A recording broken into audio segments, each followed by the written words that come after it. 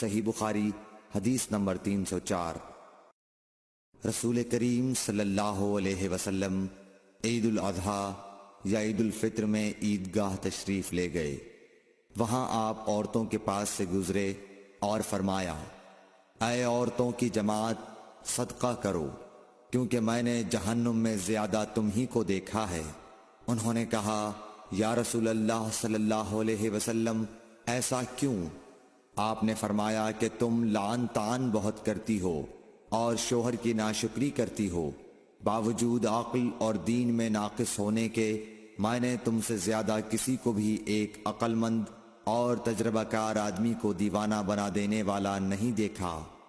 عورتوں نے عرض کی کہ ہمارے دین اور ہماری عقل میں نقصان کیا ہے یا رسول اللہ؟ آپ نے فرمایا، کیا عورت کی گواہی مرد کی گواہی سے نصف نہیں ہے؟ انہوں نے کہا، جی